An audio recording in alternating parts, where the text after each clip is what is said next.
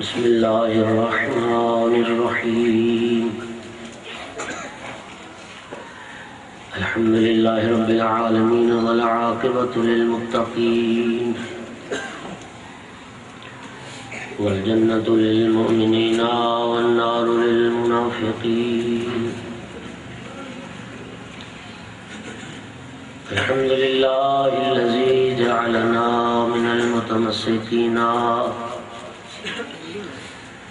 بولاية علي بن أبي طالب وأولاده المعصومين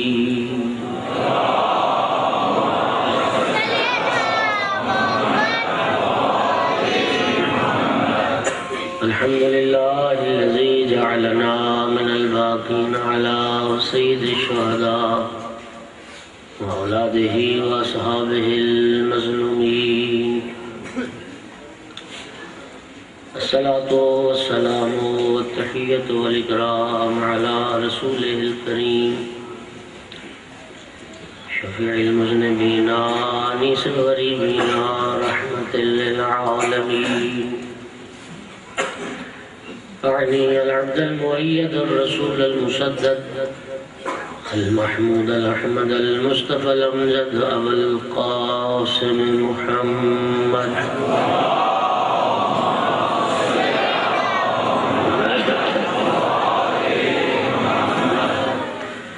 ثم الصلاة والسلام والتحية والإكرام على آله الطيبين الطاهرين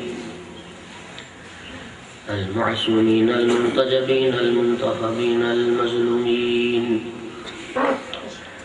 واللعنة الدائمة على أعدائهم الملعونين من يوم عداوتهم إلى قيام يوم الدين وبعد يوم الدين أما بعد فقال سبحانه وتعالى في كتابه المجيد أعوذ بالله من الشيطان الرجيم بسم الله الرحمن الرحيم إن الله يأمر بالعدل والإحسان صلوات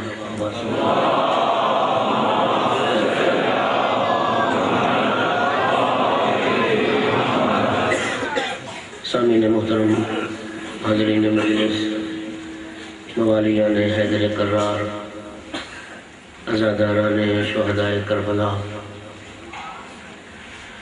قرآن مجید فرقان حمید سے آیت مجیدہ کا ایک چھوٹا سا ٹکڑا میں نے تلاوت کیا ہے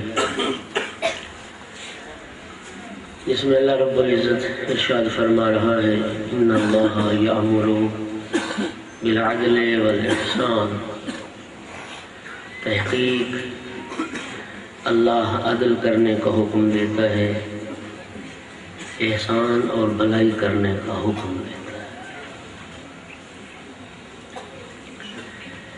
میرے آقا امیر المومنین مجسم تفسیر تھے اس آیت مجیدہ کے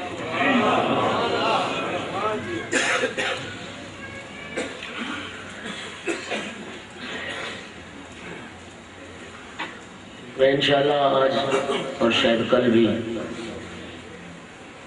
عدل علی ہی موضوع ہے میرا امیر المومنین کی زندگی گزری اسی کوشش میں کہ معاشرے میں عدل قائم ہو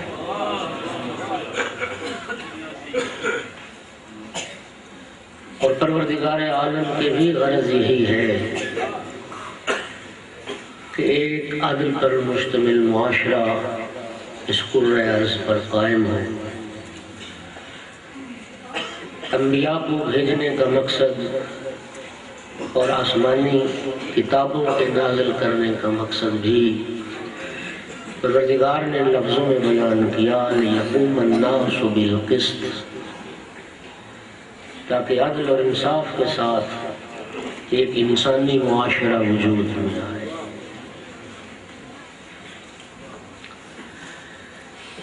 اگرچہ آغاز کائنات سے لے کے ابھی تک وقت نہیں آیا کہ پورے قرۂ ارض پر عدل کی حکمرانی ہو لیکن انشاءاللہ ایک وقت آئے گا جس وقت کے لیے اللہ رب العزت نے آخری امام کو پردہ غیبت میں محفوظ کر رکھا ہے۔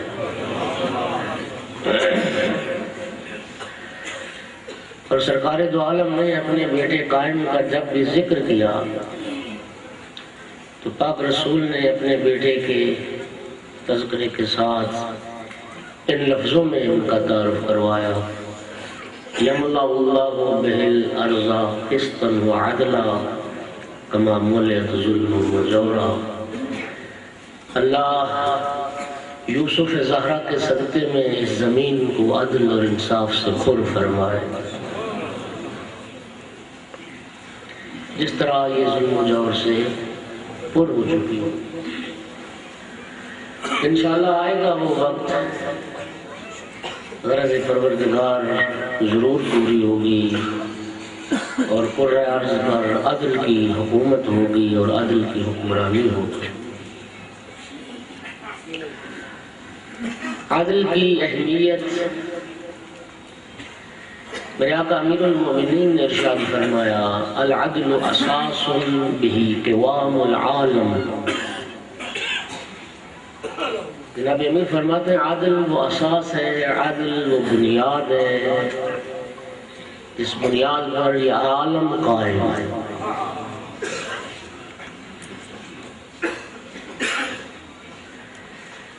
ایک حدیث میں فرمایا: العدل راس الایمان۔ ایمان کی شناخت اور ایمان کی پہچان اور ایمان کا راز عدل ہے۔ غرر الحکم میں ایک مقام پہ فرمایا: العدل زینت السلطان۔ حاکم کی، بادشاہ کی زینت یہ ہے کہ وہ عادل۔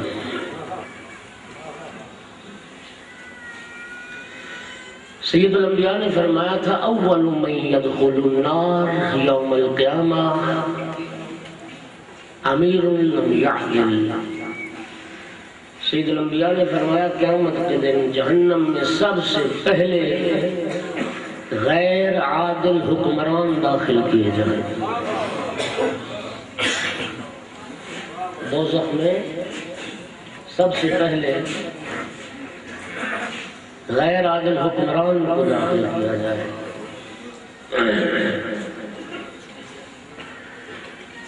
میرے آقا امیر المومنین علیہ الصلوۃ والسلام مجسمہ عدالت تھے۔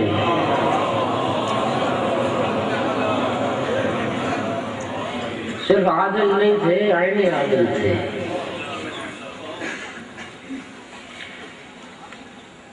اور شاید اگر اشتباہ نہ کروں تو شاید پچھلے عشرے میں نے ایک جملہ اس کتاب کے حوالے سے کہا، نہیں کہا تو بہرحال بات تازہ ہو جائے گی۔ لبنان کا عیسائی جارج جرداق، اس نے امیر المؤمنین علیہ السلام کی صفت عدالت پر کتاب لکھی۔ 4 جلدوں میں ہے وہ کتاب عربی زبان میں، اور اس کا نام ہے صوت العدالت الانسانیہ الامام علی۔ دنیا میں عدالت انسانی کی کوئی آواز ہے تو وہ امام علی۔ اور یہ کتاب لکھنے والا کون ہے؟ عیسائی لبنان کا۔ ماحول، محیط، معاشرہ، اس میں کوئی شک نہیں کہ انسانی افکار پر اور انسانی اعمال پر اثر انداز ہوتا ہے۔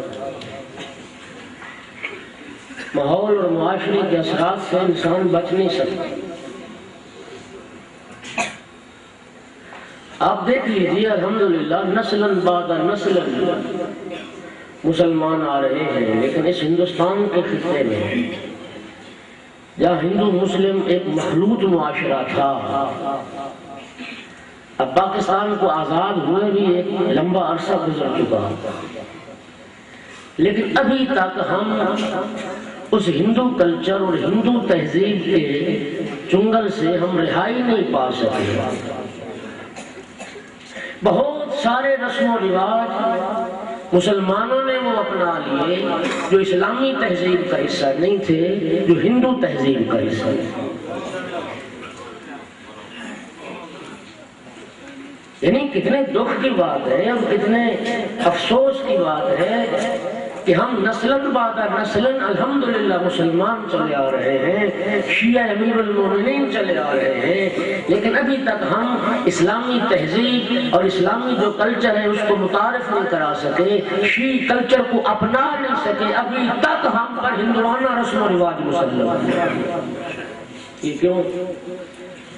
اس مخلوط سسٹم کی وجہ سے ابھی تک وہ اثرات ہیں ہمارے اوپر۔ تو ماحول اور معاشرہ ایک حقیقت ہے کہ وہ اپنے اثرات رکھتا ہے۔ لبنان کا ماحول اور معاشرہ اتنا پاکیزہ معاشرہ، وہاں کے رہنے والے لوگ اس قدر آل رسول کے عاشق، اس قدر امیر المؤمنین سے عشق کرنے والے، اور تشیع کے فقہاء میں ایک کثیر تعداد ہے ان فقہاء کی جو سرزمین لبنان سے تعلق رکھتے ہیں۔ شہید اول وہیں کے، شہید ثانی وہیں کے، شیخ حر عاملی وہیں کے، جنہوں نے تشیع کی تہذیب اور ثقافت کو، تشیع کی عظیم کتاب حدیث کی کلام اہل بیت کو جمع کیا، لبنان کی سرزمین سے تعلق رکھنے والے، اور سب سے بڑھ کر عصر حاضر پوری دنیا میں تشیع کا مثبت تعارف کروایا سید حسن نصر اللہ، وہ بھی اسی سرزمین سے تعلق رکھتے ہیں۔ اور وہاں پہ محبت امیر المؤمنین کا بیج بویا حضرت ابو ذر غفاری نے۔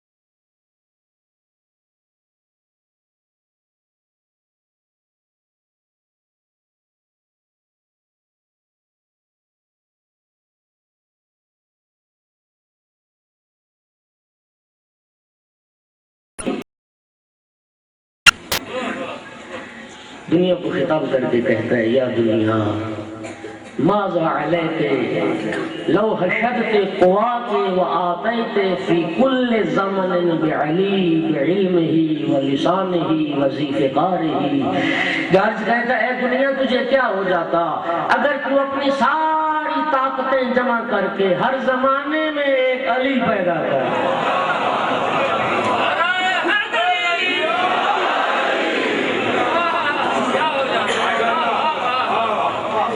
دنیا تجھے کیا ہو جاتا اگر اپنی ساری طاقتیں جمع کر کے ہر زمانے میں ایک علی پیدا کر دیتی۔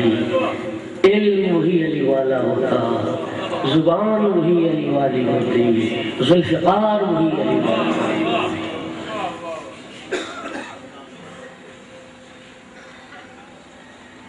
اور میں نے پڑھا جارج نے جب یہ کتاب لکھی تو چھپوانے کے پیسے نہیں تھے۔ اپنے اتوار کو جب چرچ میں گیا نا، اپنے عبادت خانے میں، تو پادری نے دیکھا کہ جارج پریشان ہے، اس سے پریشانی کا سبب پوچھا تو کہا میں نے کتاب لکھی ہے اور چھپوانے کے لیے پیسے نہیں ہیں، اس لیے پریشان ہوں۔ تو پادری نے کہا کہ پریشان ہونے کی ضرورت نہیں، چرچ تیری کتاب چھپوائے گا۔ کہنے لگا پادری صاحب وہ کتاب میں نے حضرت عیسیٰ کے فضائل نہیں لکھے، میں نے کوئی حضرت مریم کے فضائل، میں نے مسلمانوں کے ایک حکمران، مسلمانوں کے ایک خلیفہ کی صفت عدالت پر اور ان کی فضیلت پر لکھی۔ پادری نے پوچھا کون سا خلیفہ اسلامی؟ کہنے لگا علی ابن ابی طالب۔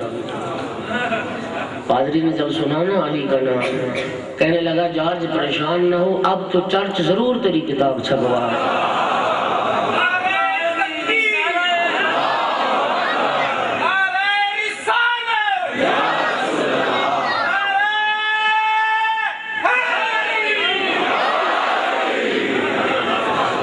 اب تو چرچ ضرور تیری کتاب چھپوائے گا۔ جارج خوش ہو کے پوچھنے لگا کیوں؟ کہا تجھے نہیں پتا کہ علی وہ واحد اسلامی حکمران تھا جس نے اپنے دور حکومت میں ہم عیسائیوں کے حقوق کا بھی تحفظ کیا، ہمارے حقوق کا دفاع کرنے والا۔ میرے دوستو، اس کتاب میں جارج جرداق نے اسباب شہادت امیر المؤمنین پر بحث کرتے ہیں ایک جملہ لکھا ہے، کیوں شہید کیا گیا امیر المؤمنین کو، کیوں قتل کیا گیا امیر المؤمنین کو؟ ایک جملہ لکھتا ہے قتل فی محرابہ لشدت عدلہ، اس لیے قتل کیا گیا امیر المؤمنین کو کہ عادل بہت بڑے تھے، شدت عادل برداشت نہیں ہوئی، امیر المومنین کے عادل کا معاشرہ متحمل نہیں ہو سکتا۔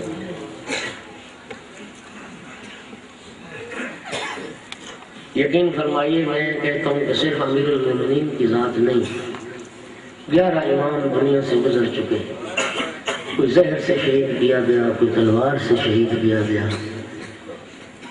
میرے دوستو، کیا جرم ہے آل رسول کا؟ ان کا کمال ہی ان کا جرم تھا، ان کا کوئی قصور نہ ہونا ہی ان کا قصور تھا۔ زندگی گزری میرے آقا کی عدل کو نافذ کرنے کے۔ عثمان کے مرنے کے بعد جب لوگ آئے نا جناب امیر المؤمنین کی خدمت میں، یا علی ہاتھ بڑھائیں اور ہم آپ کی بیعت کریں، اٹھائیے نہج البلاغہ پڑھیے۔ میرے آقا نے پتہ کیا فرمایا؟ فرمایا دعونی والتمسوا غیری، فرمایا مجھے چھوڑ دو، جاؤ اپنا کوئی اور حاکم تلاش کر،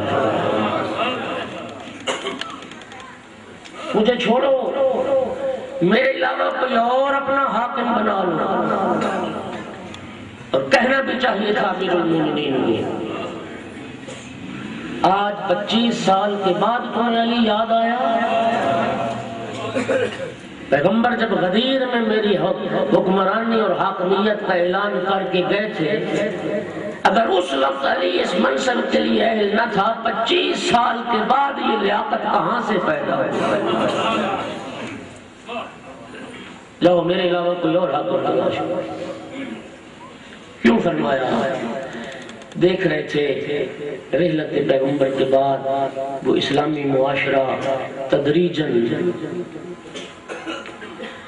انحرافات کا شکار ہو گیا تھا، تعلیمات پیغمبر سے دور ہوتا جا رہا تھا، اس راہ سے ہٹ گیا تھا معاشرہ جس راہ پہ پیغمبر نے چلایا تھا، افراط و تفریط کا شکار ہو گیا تھا معاشرہ، عدل کی جگہ ظلم نے لے لی تھی۔ امیر المومنین دیکھ رہے تھے کہ میں اگر انہیں اسی راہ پیغمبر پر اور پیغمبر کے بتائے ہوئے اصول کے مطابق لے کے چلوں گا تو یہ برداشت نہیں کر پائیں گے۔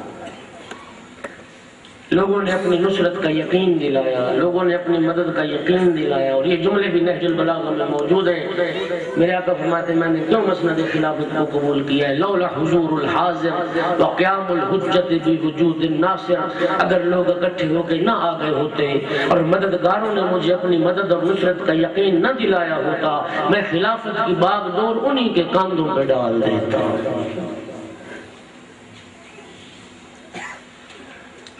خلافت کو سنبھالا، مسند خلافت میں بیٹھے، کیوں؟ اب سنیے جملہ، نہج البلاغہ میں وہ موجود ہے جملہ، میرے آقا امیر المومنین جب بصرہ تشریف لے جا رہے تھے، راستے میں ایک منزل آئی، منزل ذیقار، اور آج بھی شہر عراق میں ذیقار، اس منزل پہ آقا امیر المومنین نے قیام فرمایا۔ عبداللہ ابن عباس کہتا ہے میں اس وقت آقا کی خدمت میں گیا منزل ذیقار پر، جملہ سننا وَهُوَ خَاصِفٌ بِالنَّعْلِ، میں اس وقت خدمت میں پہنچا جب امیر المومنین اپنے ہاتھوں سے اپنا پھٹا جوتا سی رہے تھے، اپنے ہاتھ سے پھٹا جوتا سی رہے تھے۔ دکھا سکتے ہو دنیا میں کوئی ایسا حاکم، ایسا حکمران اپنے ہاتھ سے پھٹا جوتا سی رہے تھے؟ میری طرف دیکھ کے فرمایا ابن عباس ما قیمت هذه النعل، یہ نہج البلاغہ کے جملے ہیں۔ ابن عباس میرے اس جوتے کی کیا قیمت ہے؟ فقلت لا قیمت لها، ابن عباس کہتے ہیں آقا یہ پھٹا پرانا جوتا کوئی قیمت نہیں اس جوتے کی۔ اس وقت فرمایا ابن عباس واللہ لہی احب الی من امرأتکم، فرمایا ابن عباس خدا کی قسم تمہاری حکمرانی سے علی کو یہ جوتا زیادہ محبوب ہے، تمہاری حکومت سے یہ جوتا علی کو زیادہ محبوب ہے۔ الا ان اقیم حقا وادفع باطلا، لیکن میں نے کیوں حکومت کو سنبھالا اور مسند خلافت کو سنبھالا؟ تاکہ میں حق کو قائم کر سکوں اور باطل کو مٹا سکوں۔ حق کو قائم کرنے کے لیے، باطل کو نابود کرنے کے لیے امیر المومنین نے مسند خلافت پہ، اور پھر وہی ہوا۔ امیر المومنین علیہ السلام نے مسند خلافت میں بیٹھنے کے بعد جب مظلوموں کی داد رسی فرمائی، جب کمزور لوگوں کو حق ملنے لگا،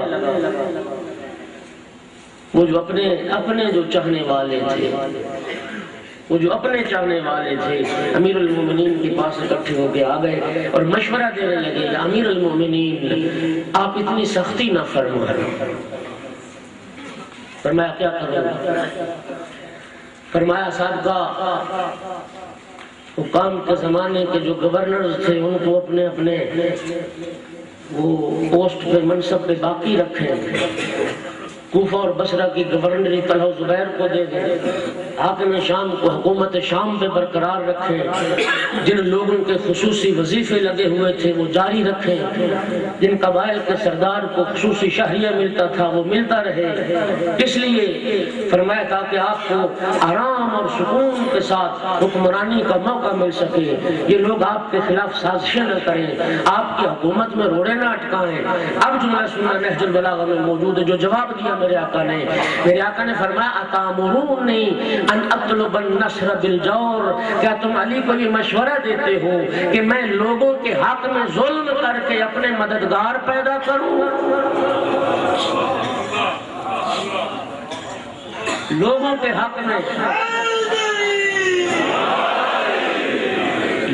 حق میں ظلم کر کے میں اپنے مددگار پیدا کروں؟ فرمایا واللہ ما اطور به ما سمر سمیر وما اما نجم فی السماء نجما، فرمایا خدا کی قسم جب تک شب و روز کا سلسلہ چلتا رہے گا، جب تک ستارے آسمان میں طلوع کرتے رہیں گے، کبھی کسی کے حق میں ظلم کر کے علی اپنے مددگار پیدا نہیں کرے گا۔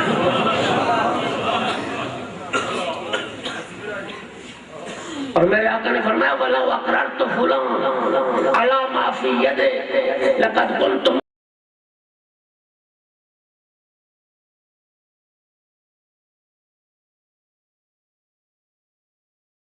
پر برقرار رکھتا ہوں، تو اس کا معنی یہ ہے کہ میں گمراہ کرنے والوں کو اپنا دست و بازو بنا رہا ہوں۔ اللہ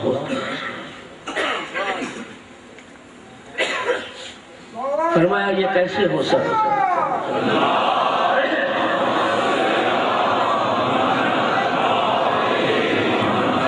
یہ کیسے ہو سکتا ہے؟ وہ اور ہیں جو لوگوں کی حقوق غصب کرتے ہیں، لوگ تو اقتدار اور حکمرانی اور منصب تک پہنچنے کے لیے قتل انسانیت سے بھی دریغ نہیں کرتے، لیکن امیر المؤمنین وہ مجسمہ عدالت کون تصور کر سکتا ہے؟ سنیے جملہ نہج البلاغہ میں موجود ہے، میرے آقا امیر المومنین ارشاد فرماتے ہیں واللہ لو اعطیت الاقالیم السبع بما تحت افلاکها على ان عاصی اللہ فی نملۃ اصلبها جلب شعیرۃ ما فعلت، فرمایا خدا کی قسم اگر یہ 7 اقلیم علی کو دے دیے جائیں، یہ 7 آسمان اور زمینیں اور جو کچھ اس کائنات میں ہے یہ ساری کائنات علی کو دے دی جائے، صرف اس ایک شرط پر کہ میں چونٹی کے منہ سے جو کا چھلکا چھین لوں، علی فرماتے ہیں میں کائنات ٹھکرا سکتا ہوں، اتنا سا ظلم کرنے کے لیے تیار نہیں۔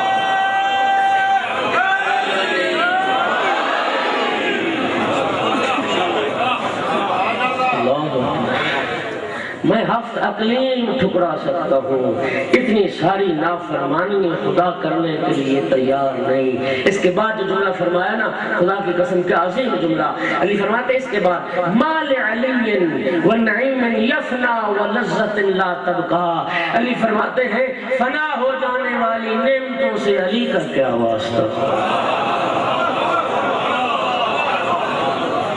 فنا ہو جانے والی نعمتوں سے علی کا کیا واسطہ، مٹ جانے والی لذتوں سے علی کا کیا واسطہ۔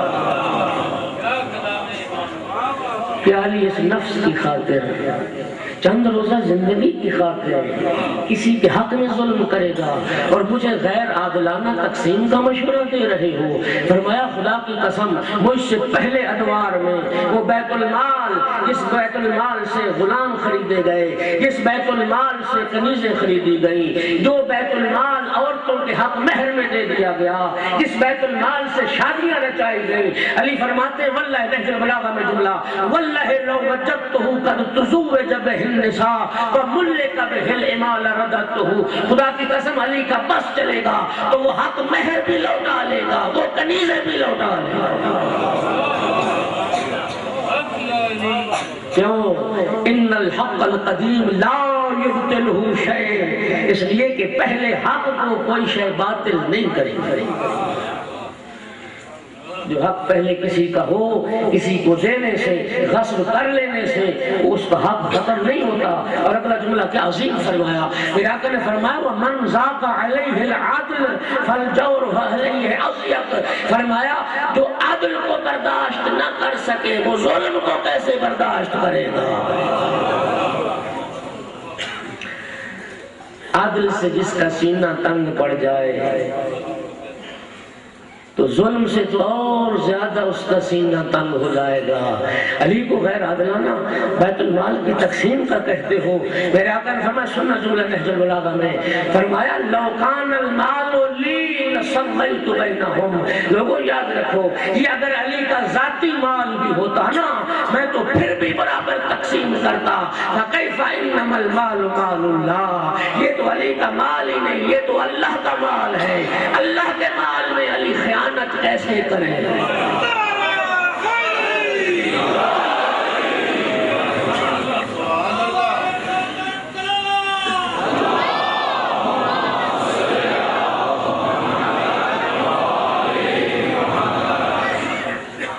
اللہ کے مال میں علی خیانت کیسے کرے؟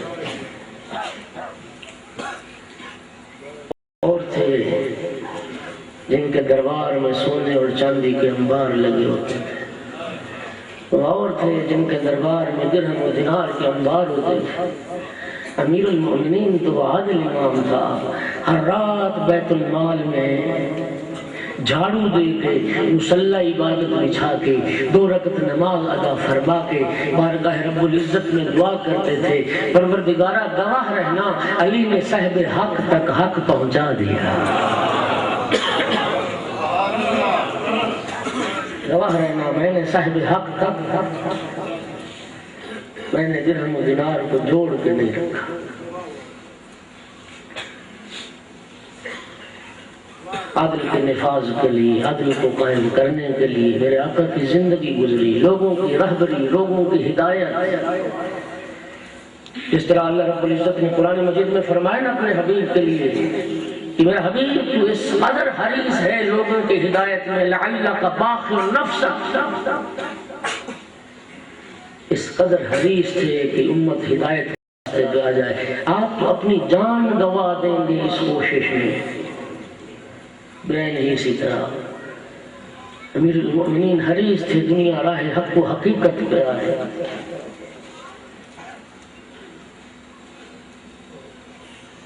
170 نمبر خطبہ نہج البلاغہ میں مطالعہ فرمانا اس کا۔ میرے آقا امیر المؤمنین جنگ جمل کے موقع پہ جب بصرہ تشریف لے گئے، بصرہ کے باہر قیام کیا میرے آقا اپنے لشکر کے ساتھ، اپنے سپاہیوں کے ساتھ بصرہ کے باہر قیام فرمایا۔ اہل بصرہ نے قلیب جلمی ایک شخص تھا جس کو اپنا نمائندہ بنا کے بھیجا امیر المؤمنین کے پاس، قلیب جاؤ علی کے پاس، علی سے مذاکرات کرو، علی سے بات کرو، علی کے ارادے معلوم کرو، علی کا ارادہ کیا ہے، علی کی رائے کو جاننے کی کوشش کی۔ قلیب جرمی آیا امیر المؤمنین کے پاس، بات چیت ہوئی، مذاکرات ہوئے، امیر المؤمنین نے اپنا موقف بیان کیا۔ جب بات چیت ختم ہوئی نا، قلیب جرمی کہتا ہے یا علی میں گواہی دیتا ہوں آپ حق پر ہیں، سنیے گا، میں گواہی دیتا ہوں آپ حق پر ہیں۔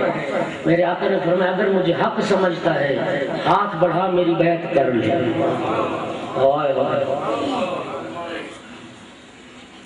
ہاتھ بڑھا میری بیعت کر لے۔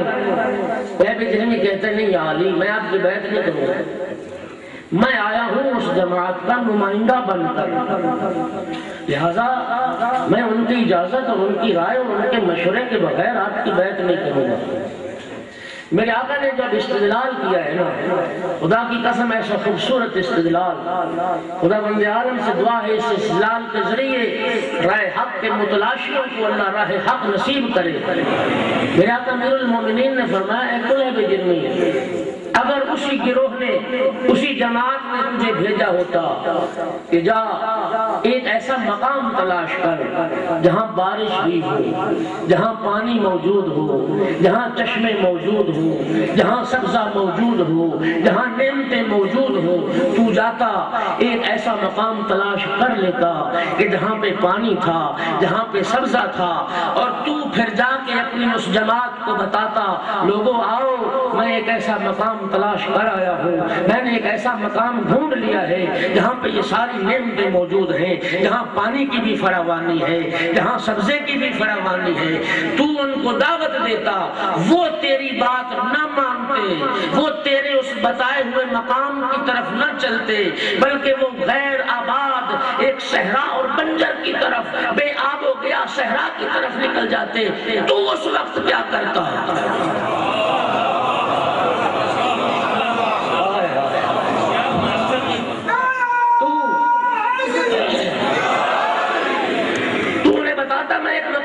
تلاش کر آیا ہوں، پھر وہ تیری بات نہ مانتے، پھر تو کیا کرتا؟ کہنے لگا یا علی میں ان کی قتل پیروی نہ کرتا، میں ان کی راہ کو چھوڑ کے اس نعمتوں والی سرزمین پہ چلا جاتا۔ میرے آقا نے فرمایا قلیب جرمی اب بیعت کر لے۔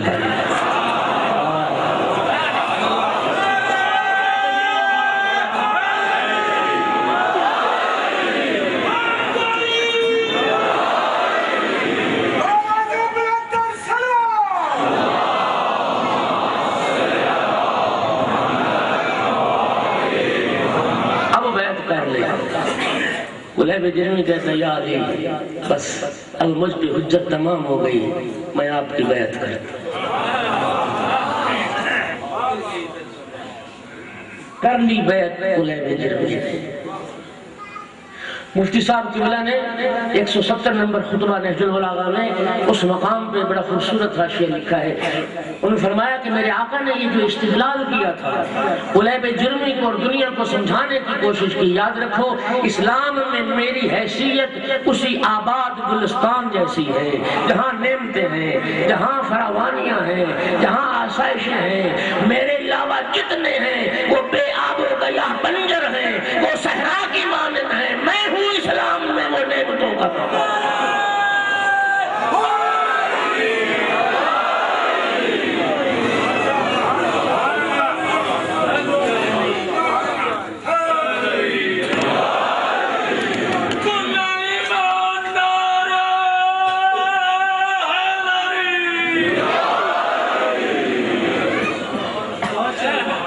حریص تھی ہدایت کی.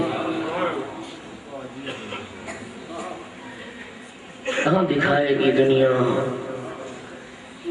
ایسے عادل حکمران کی نظیر.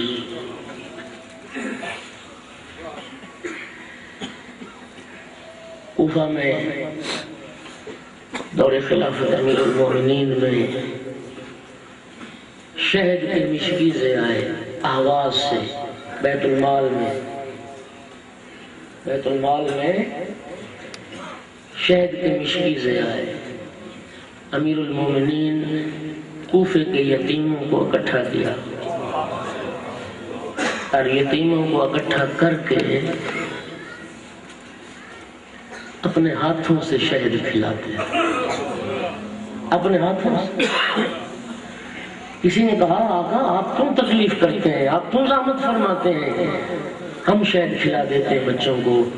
فرمایا بات شہد کھلانے کی نہیں، بات اس احساس یتیمی کو ختم کرنے کی ہے. کوئی یہ نہ سمجھے کہ میرا باپ ہوتا مجھے بھی اپنے ہاتھ سے کھلاتا، میں اپنے ہاتھوں سے کھلاتا.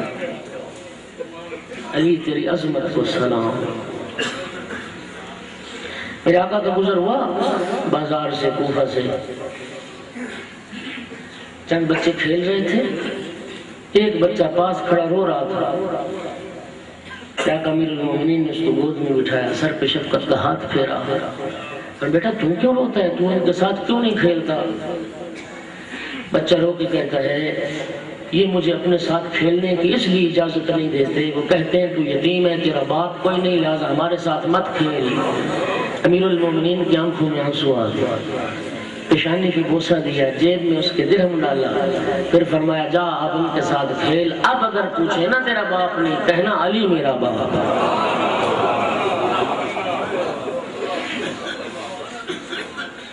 کہنا میں علی کا بیٹا ہوں.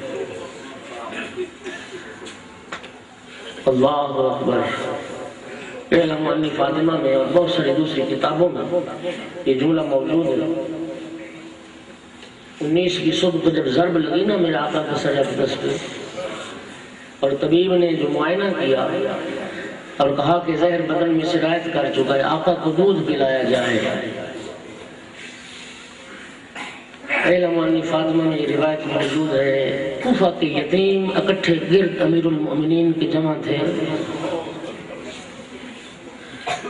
انہوں نے سنا نا کہ ہمارے آقا کو دودھ چاہیے. سارے بچے دوڑ کے گئے نہ جانے کہاں سے. تھوڑی دیر کے بعد ہر یتیم کے ہاتھ پہ دودھ کا ایک پیالہ تھا. یہ امیر المومنین نوش فرمائے. امام مجتبی علیہ السلام نے دیکھا ایک بیوہ خاتون تو یتیم بچوں کی ماں تھی، دودھ لے کے آ گئی. میرے آقا نے فرمایا نہیں، اپنے یتیموں کو پلا. کہا میرے یتیموں نے مجھے کہا ہے آقا کے لیے دودھ چاہیے، نہیں پلا. دنیا کے یتیموں سے محبت اور شفقت کرنے والا، دنیا کے یتیموں کے سر پہ شفقت کا ہاتھ رکھنے والا، عزادار علی کے یتیموں کا کسی نے خیال نہیں کیا. علی کے یتیموں کے سر پہ کسی نے شفقت کا ہاتھ نہیں رکھا. کربلا کے اس شہید کا تذکرہ کرنا ہے جو یتیم ہے.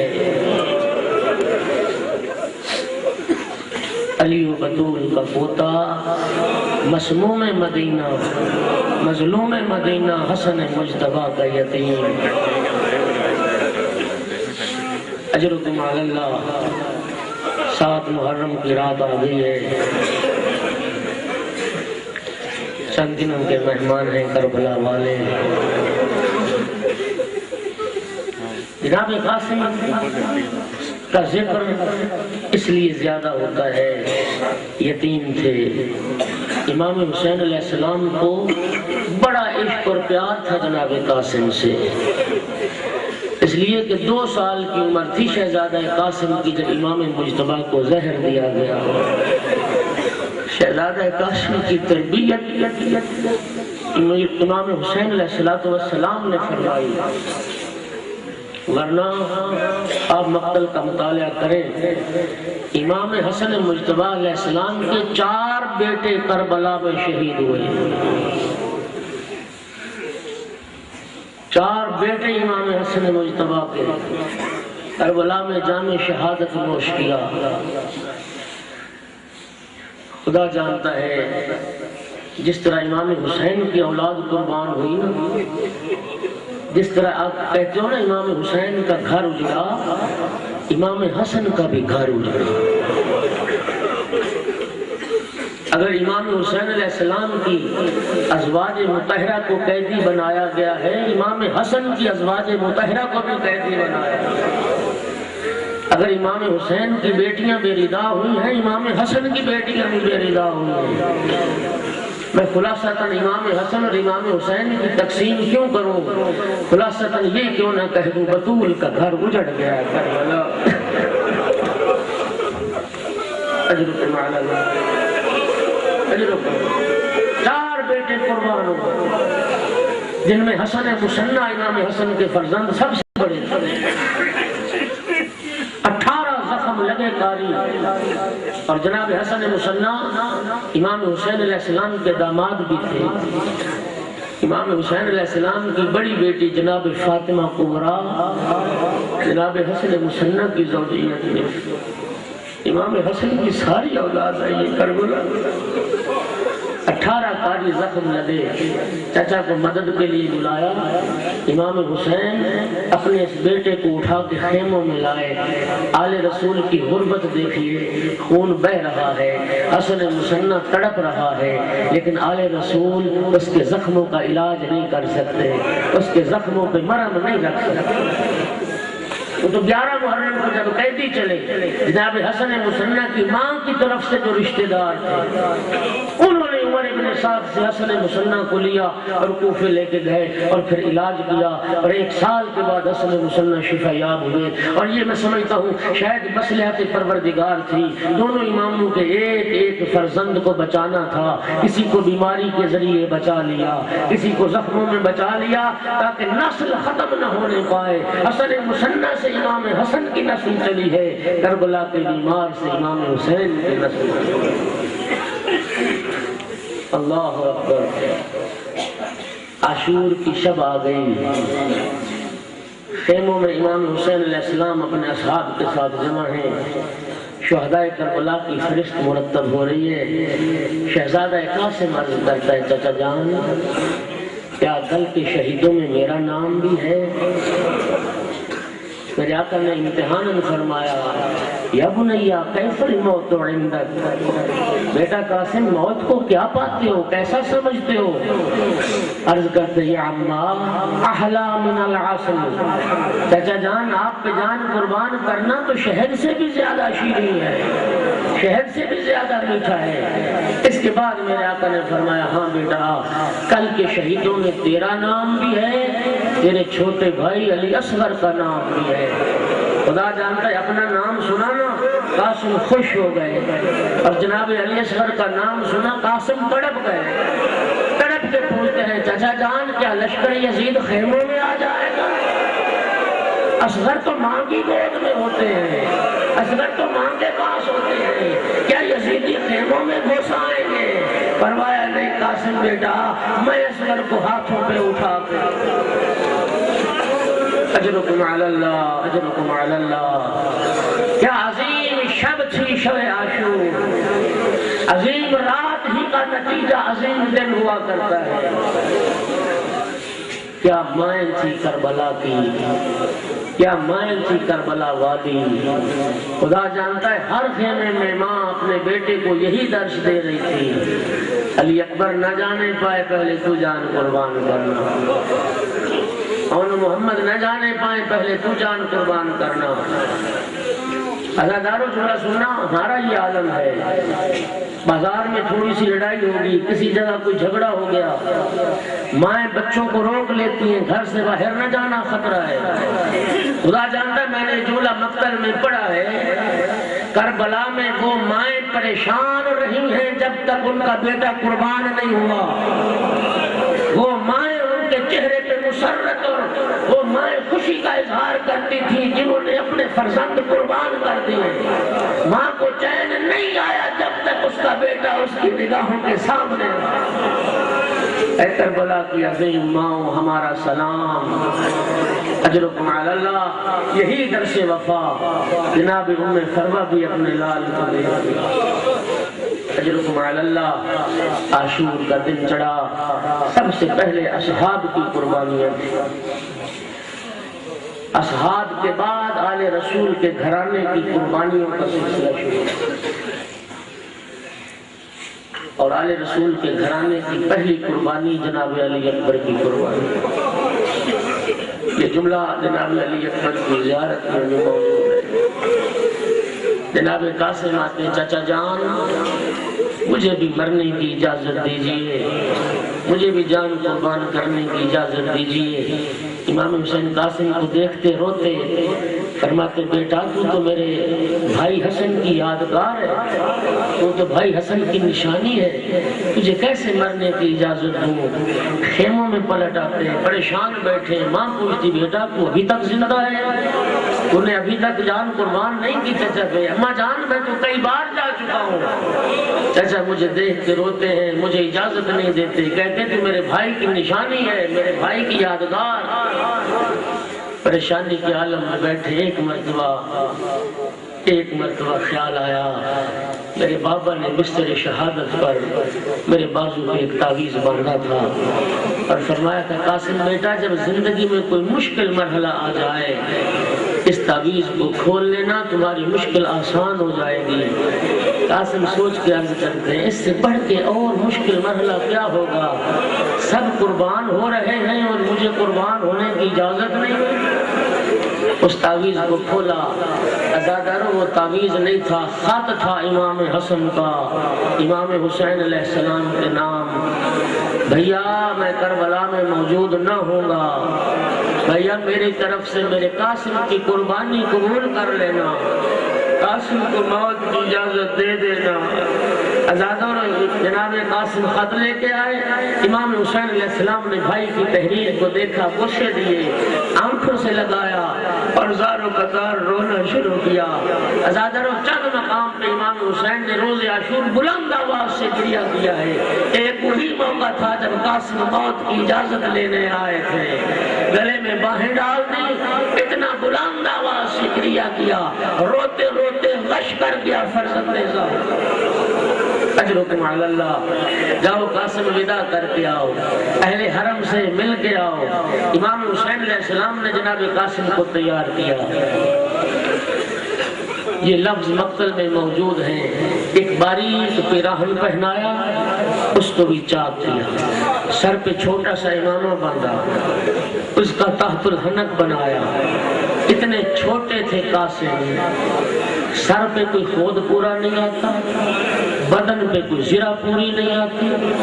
امام حسین علیہ السلام نے جناب قاسم کو ہاتھوں پہ اٹھا کے گھوڑے پہ بٹھایا، رکابوں تک پاؤں نہیں پہنچتے، رکابیں کاٹ کے چھوٹی کی گئی۔ اب جملہ سننا، جب خیموں سے نکلے نا شہزادے، حمید ابن مسلم کہتا ہے دشمن کے لشکر کا سپاہی، خیموں کی جانب سے ایک بچہ نکلا حسین و جمیل، گویا وہ افق خیام حسینی سے چاند تھا جو طلوع کر رہا تھا۔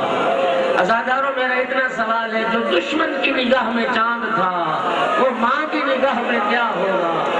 وہ مظلوم چچا کی نگاہ میں کیا ہوگا؟ اور ہمیں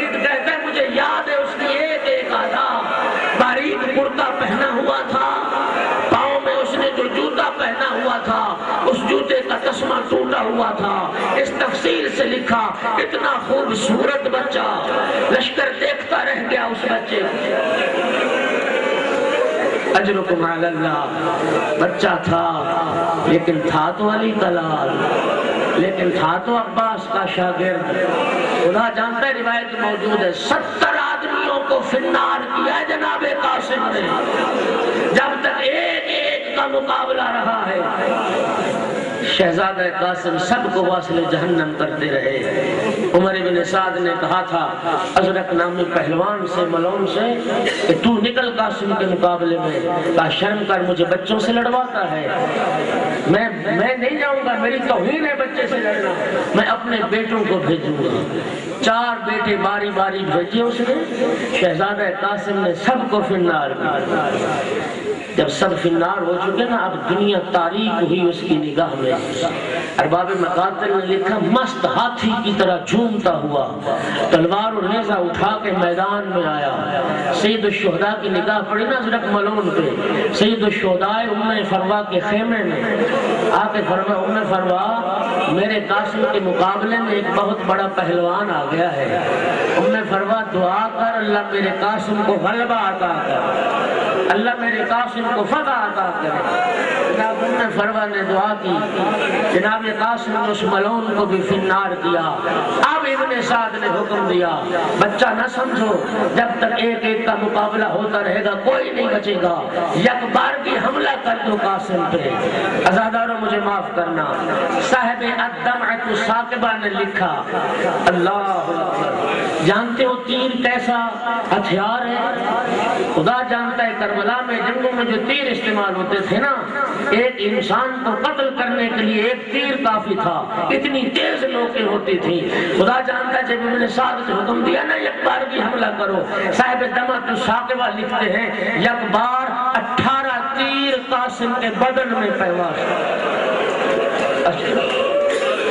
18 تیر قاسم کے بدن میں پیوست ہوئے۔ قاسم گھوڑے پہ جھکے، عمر یزدی ملعون نے جو تلوار کا وار کیا، ایک مرتبہ آواز دی یا اماں ادرکنی، چچا میری مدد کو پہنچیے۔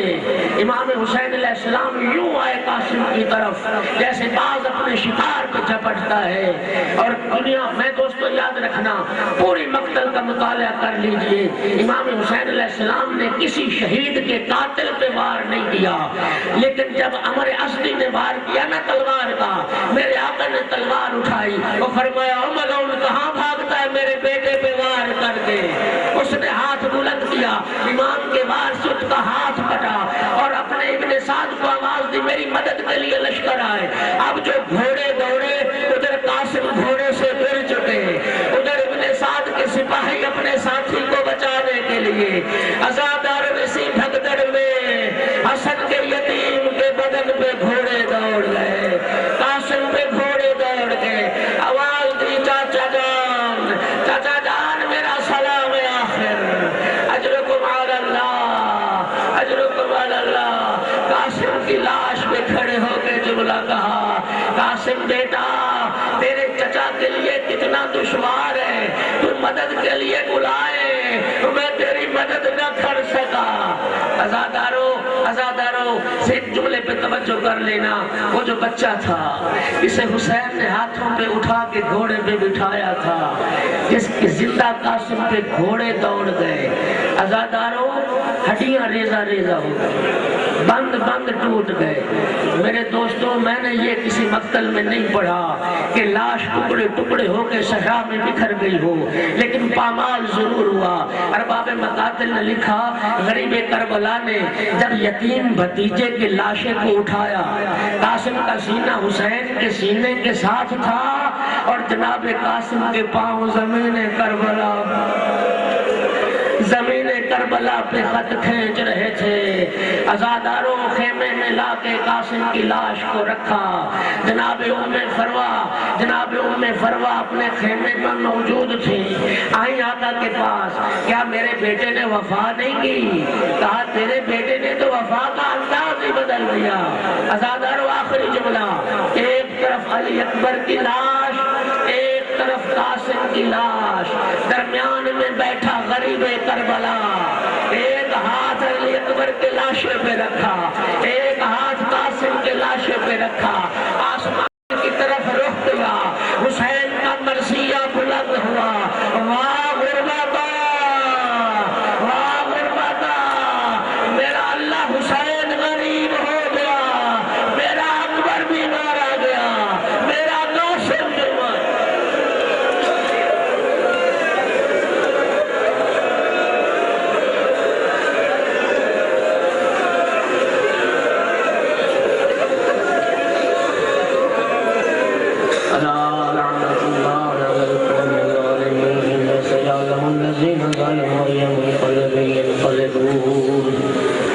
پروردگار محمد و آل محمد ہمارے ذکر کو قبول فرما، تمام عزاداران اس پرسے کو قبول فرما۔ اے کریم اللہ بحق محمد و آل محمد تمام عزاداران سید الشہداء کی حفاظت فرما۔ اے کریم اللہ امام زمانہ کے ظہور میں تعجیل فرما، مخلصین مذہب و ملت ان کی توفیقات میں اضافہ فرما، تعلیمات قرآن و اہل بیت پر چلنے کی توفیق، پیغام کربلا سمجھنے اس کو عام کرنے کی توفیق عطا فرما، ہمارے اعمال میں اخلاص عطا فرما، موت سے پہلے کربلا والوں کی زیارت نصیب فرما، بعد از موت سید الشہداء کی شفاعت نصیب فرما، ہمارے اموات کو کربلا والوں کی شفاعت نصیب فرما، فرمایا علام مراج اسلام کی زندگی دراز فرما، محسن ملت محسن قوم علامہ شیخ محسن علی نشفی صاحب کو صحت و سلامتی کے ساتھ طول عمر عطا فرما، ان کا سایہ دراز فرما، تمام جو مومنین مومنات بیمار ہیں کربلا والوں کے صدقے انہیں شفا عطا فرما، یہ اولاد کو نعمت اولاد نصیب فرما، ہماری اولاد کو ہماری نسلوں کو قیامت تک کے لیے سید الشہداء کا عزادار بنا، امیر المومنین کا حقیقی شیعہ اور حکمدار بنا، ربنا تقبل منا انک انت السمیع